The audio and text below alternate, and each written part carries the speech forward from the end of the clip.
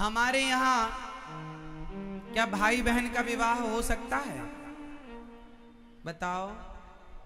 नहीं? क्यों नहीं होता जानते हैं? कुछ लोगों में हो जाता है, कुछ लोगों में भाई बहन का भी विवाह हो जाता, जैसे बुआ की लड़की है, मामा का लड़का है, ऐसे ये भी तो भाई बहन होते हैं ना, फिर भी लोग विवाह कर लेते हैं। हमारे यहाँ नहीं होता सनातन हिंदू संस्कृति में। बताओ क्यों? हमारे यहाँ क्यों नहीं होता भाई बहन में विवाह? बहुत सारे अन्य धर्मों में हो जाता है, क्यों नहीं होता हमारे यहाँ? हमारे यहाँ इसलिए नहीं होता। अच्छा, कुत्ता बिल्ली में भी विवाह हो जाता है। कुत्ता बिल्ली को थोड़ी पता कि ये हमारी माँ है, ये हमारी बहन है। क्यों जी? कुत्ता बिल्ली को भी नहीं पता होता। जो उसकी बहन है वो उसी के साथ रमण कर लेता है, जो उसकी माँ है कुत्ता बिल्ली उसी के साथ रमण कर लेते हैं, क्योंकि वो जानवर हैं। और आज यही लक्षण यदि इंसानों में होने लग जाएं तो उन जानवरों में और इंसानों में अंतर क्या रहेगा? इसका मतलब ये है कि जो मनुष्य हैं केवल वो लोग मनुष्य कहलाने के योग्य हैं जिनके पास ये विवेक है कि क्या सही और क्या गलत है, जो सही गलत का निर्णय कर सकें। और सही गलत का विस्तृत निर्णय यदि किसी ने किया तो हमारे सनातन धर्म में, हमारे वेद पुराणों ने करके दिया कि किनसे तुम्हें विवाह करना है, विवाह किससे नहीं करना, किन के साथ रहना, किन के साथ नहीं रहना, क्या खाना। हमारे यहाँ खाने पीने का विधान, अच्छा दूसरों के यहाँ खाने पीने का कोई विधान नहीं, कुछ भी सुअर खाओ, मुर्गा खाओ, बकरा खाओ, जो मन पड़े लोग खाते हैं। हमारे यहाँ ऐसा नहीं है, हमारे यहाँ विचार है। अब ये बताओ कि मूर्ख आदमी विचारवान होता है या समझदार व्यक्ति विचारवान होता है? जोर से। अरे जो विचारवान होगा वो समझदार ही होगा। मूर्ख आदमी विचारवान हो जाए तो समझदार नहीं हो जाएगा। समझ रहे हैं? हम सनातनियों के पास क्या है? खाने का विचार। हमारे यहां सवेरे जागने का विचार है, जल्दी जागो। खाने पीने, सोने, जागने, उठने, बैठने, बोलने, बताने का विचार हमारे सनातन धर्म में है। अन्य धर्मों में इतना विचार नहीं होता, हाँ या ना? हमारे यहाँ विवाह में बहुत सारा विचार होता है, अन्य धर्मों में इतना कुछ विचार। इसका मतलब क्या है? इसका मतलब यह है कि मनुष्य तो बहुत हैं, पर मनुष्य होके भी आज भी उनके आचरण जानवरों से मैच कर रहे हैं, तो वो मनुष्य रूप में जानवर ही हैं, जिन्हें ना खाने का ज्ञान, ना विवाह करने का ज्ञान, किससे करना है किससे नहीं करना है, किसके संग रहना है किसके। हमारे यहाँ ये मानव का शरीर जो मिला है ना, भोग भोगने के लिए नहीं। हम लोग बहिर्मुखी नहीं हैं, हम लोग अंतर्मुखी हैं। हमारे यहाँ भगवान राम ने विवाह कितने किए जरा बताओ? भगवान राम ने कितने विवाह किए? जोर से। राम जी के पिता श्री दशरथ जी ने कितने किए थे? जब उनके पिता ने 3 किए तो राम जी भी तो कर सकते थे 3, 4, 10, 20। राम जी ने 1 विवाह किया और हम जैसे लोगों को मैसेज दिया कि भैया तुम्हारा ये मानव शरीर जो है ये विवाह करने के लिए नहीं, 1 विवाह कर लिया पर्याप्त है। 1 विवाह भी क्यों? अच्छा बताओ, हमारे यहाँ विवाह क्यों होता है? आपका भी विवाह हुआ है, बताओ क्यों हुआ विवाह? आपका विवाह हो चुका, क्यों हुआ आपका विवाह? विवाह के पीछे का कारण क्या है? साइंटिफिक उद्देश्य बताओ।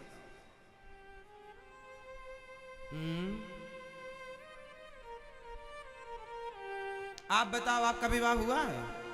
बताओ आपने विवाह क्यों किया? विवाह करने के पीछे उद्देश्य क्या था आपका? नहीं कर लिए महाराज, हमें तो उद्देश्य पता ही नहीं, अब तो आज पता चल रहा है कि ऐसा भी कुछ होता है। मैं ये बताओ, आपने विवाह किया क्यों? क्या उद्देश्य था?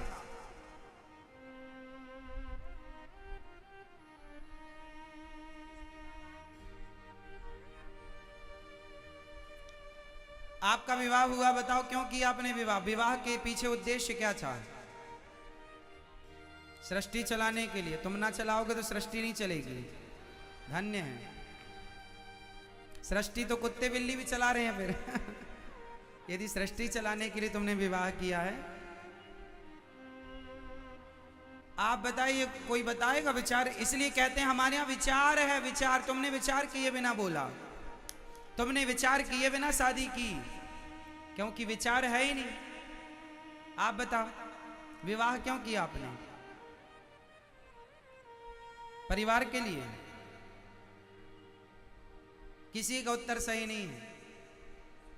आप लोगों के बाल पक रहे हैं विवाह के बाद से, लेकिन आज तक ये नहीं विचार कर पाए कि हमने विवाह किया क्यों है, विवाह के पीछे का उद्देश्य क्या है।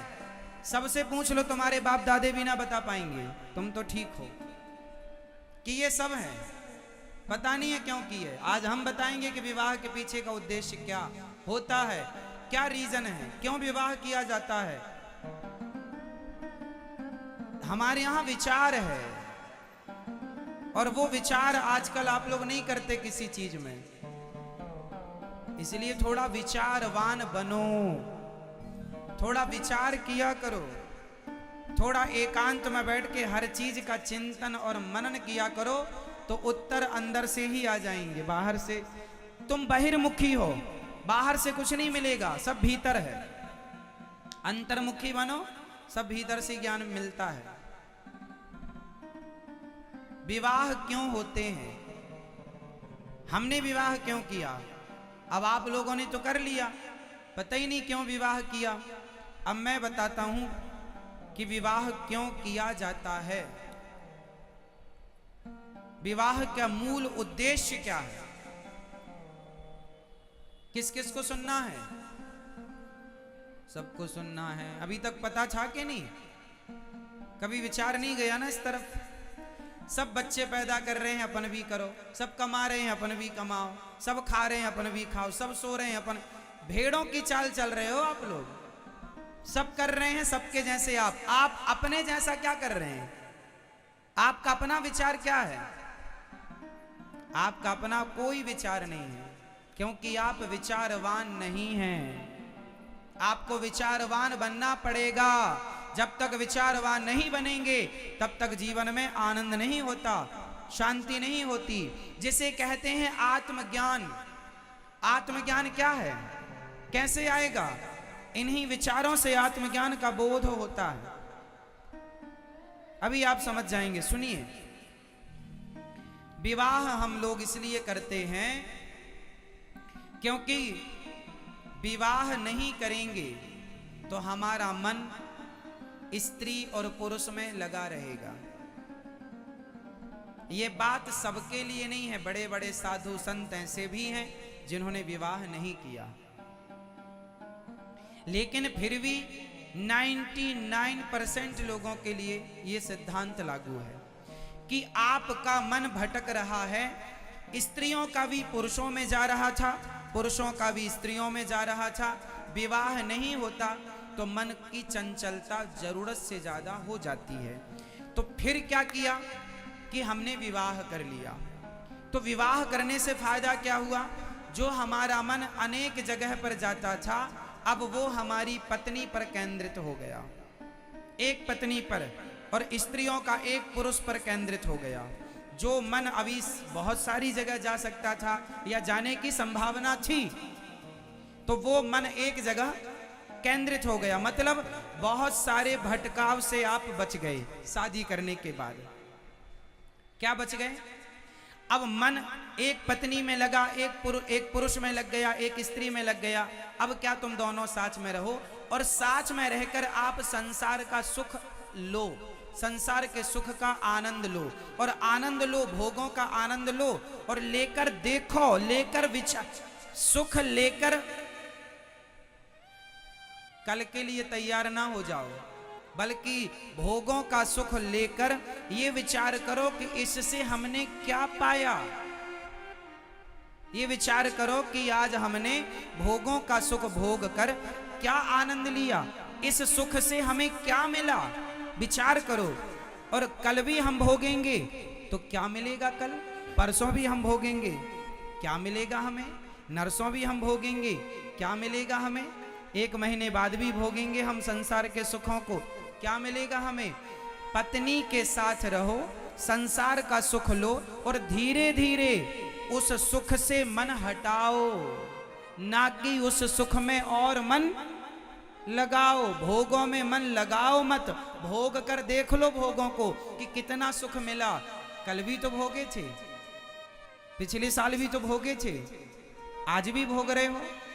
शादी हुई तुम्हारी 10 साल हो गए, 10 साल से यही भोग भोगते चले आए। 50 साल हो गए तुम्हारी शादी के, 50 साल से यही भोग भोगते चले आए। पाया क्या? हाथ क्या लगा? कितना सुख मिल गया तुम्हें? क्या मिला? कभी विचार किया आपने? नहीं। पत्नी के साथ रहो, और ये विचार पुरुष नहीं स्त्रियां भी करें कि तुम्हें सुख क्या मिला। पुरुष भी विचार करे तुम्हें सुख क्या मिला। इसलिए अब इसमें सुख नहीं है भैया, ये केवल तुम्हें ठगने के लिए ईश्वर ने माया बनाई है।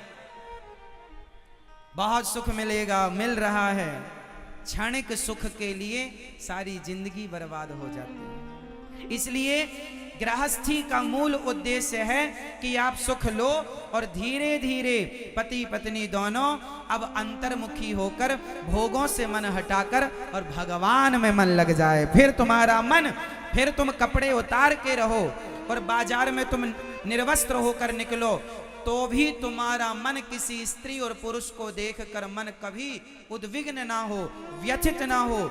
इस तरह से मन की साधना करने के लिए, इस तरह से मन को एकाग्र करने के लिए विवाह किया जाता था। लेकिन आज का विवाह केवल भोगों को भोगने के लिए किया जाता है, उद्देश्य गलत हो गया। इसलिए भोगी संतानें पैदा होने लगी। पहले के लोग विवाह के पीछे मन को साधते थे, इसलिए उनकी संतानें भी योगी हुआ करती थी, भक्त और भगवान हुआ करते थे।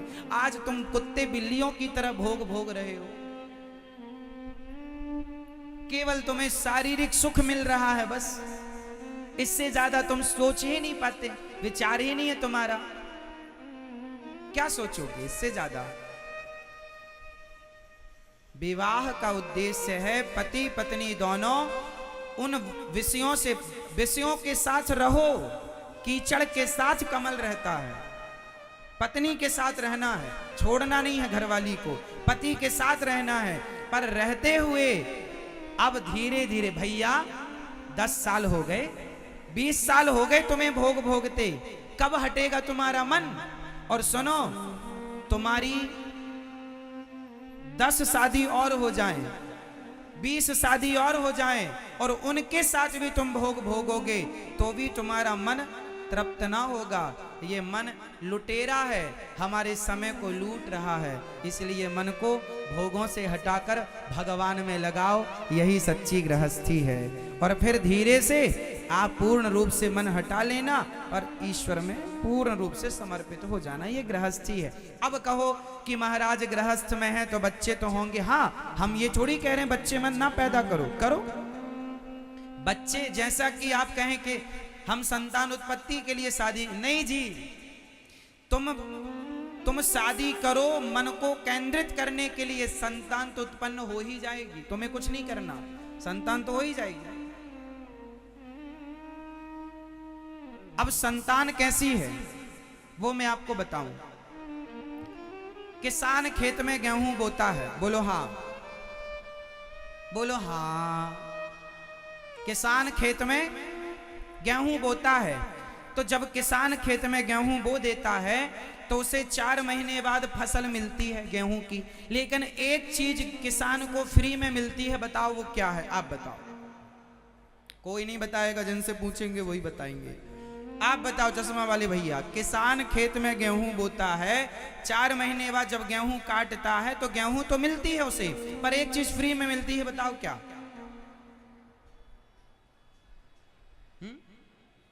क्या किसानी करते हो आप? तो कैसे किसान हो? हाँ, क्या? भूसा। क्या? किसान ने खेत में बोया बीज, गेहूं बोया, तो 4 महीने बाद क्या कटी? गेहूं, फसल आई गेहूं। गेहूं के बदले गेहूं तो मिलेगा, लेकिन भूसा फ्री में मिलेगा, उसके लिए किसान को प्रयास करने की जरूरत नहीं है, वो फ्री में मिलता है। उसी तरह तुम भगवान को प्राप्त करने के लिए शरीर पाए हो, शादी किए हो मन को केंद्रित करने के लिए, और भगवान में मन लगाओ। ये परिवार, ये पैसा, ये बच्चे तो भूसे की तरह हैं, ये तो मिलेंगे ही, जाएंगे कहाँ। जब तुम भगवान में मन लगाओगे, शरीर का सदुपयोग करोगे, मन को साधोगे, तो ये परिवार भूसे की तरह है। शरीर मन को कहाँ लगाना है? जोर से भगवान में। मन भगवान में लगाओ, बेटा तो होगा ही। बेटा बेटी तो विकार है, भोगों के बाद जो विकार होता है वो विकार है, वो तो होएगा, जाएगा कहां। इसलिए बेटा बेटी होंगे, उन्हें भी संस्कार दीजिएगा और बड़े प्रेम से उनमें मन ना लगाओ।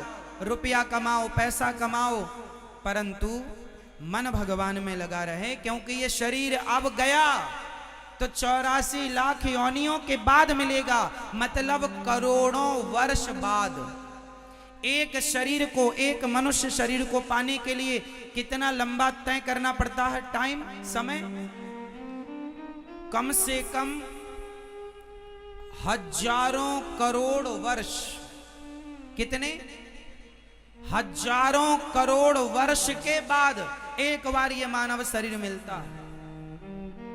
करोड़ों वर्ष लग जाएंगे तुम्हें भटकते 84 में, करोड़ों वर्ष। सोच लो ना, देख लो, जैसे हमारी उम्र है 100 साल, माना कि फॉर एग्जाम्पल 100 साल हमारी।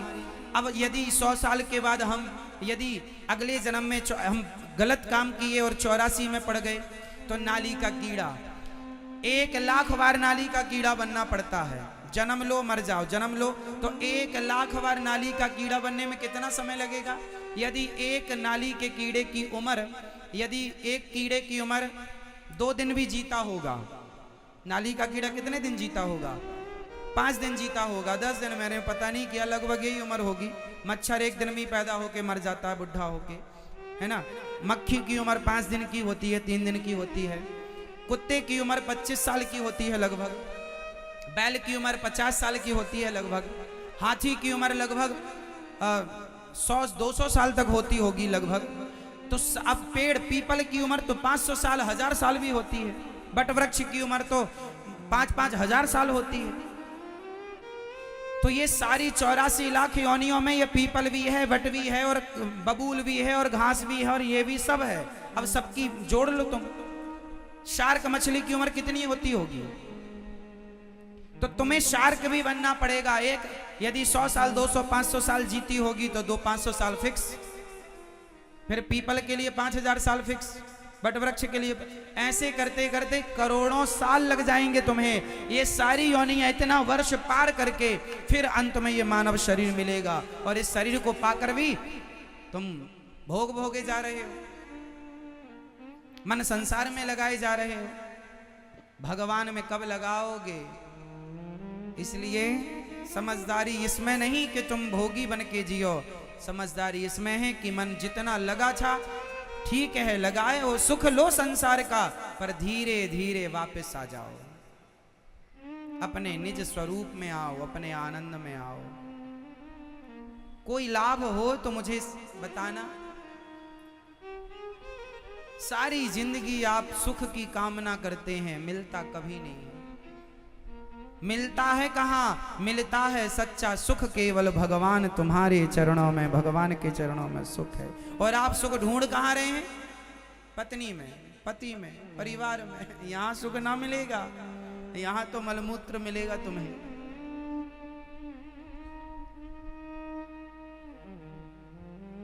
इसलिए ये चमड़ी, इसकी सुंदरता पर आकर्षित ना हुआ करो। ये चमड़ी के भीतर मलमूत्र के सिवा कुछ नहीं है। ये चमड़ी लोगों को बड़ी, इस चमड़ी के चक्कर में लोग परेशान हैं बेचारे। कौन समझाए उन्हें कि पगले, ये तो सुअर कुत्ता बिल्लियों के लिए है। तुम मनुष्य हो, विवेक के साथ रहो, विचार के साथ रहो, नुकसान ना करो अपना। भगवान में मन लगाओ, ईश्वर में मन लगाओ। पूतना मौसी पूतना मौसी भगवान को मारने आई, भगवान ने तार दिया। बड़े दयालु हैं वो, देख रहे हैं कि तुम उलझे हो, फिर भी एक बार धोखे से कोई भगवान की शरण में आ जाए, एक बार कोई भगवान का नाम ले ले, तो भगवान कहते हैं मैं उसे भव सागर से पार कर दूंगा। एक बार तुम आओ तो सही, आते नहीं हो।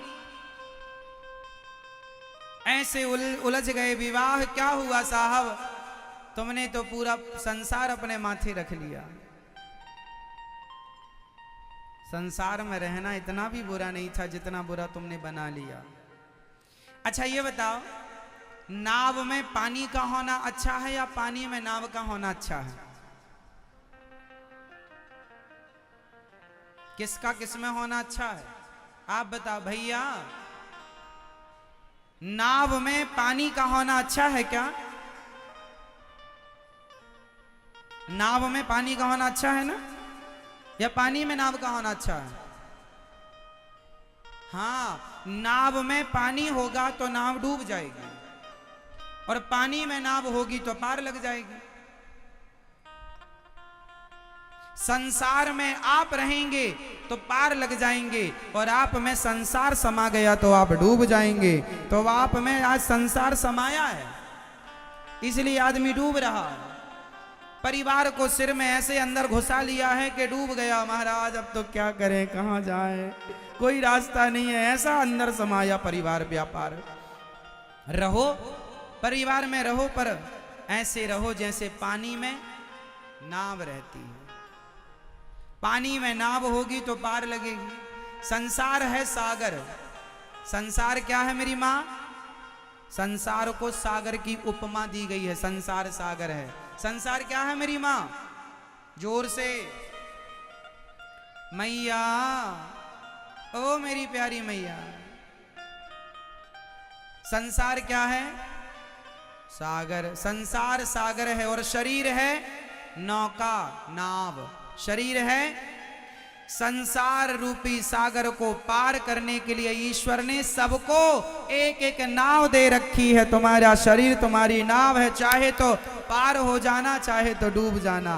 तुम ही बताओ क्या होना पसंद करोगे? पार होना तो पार वही होगा जो ईश्वर के आश्रित है।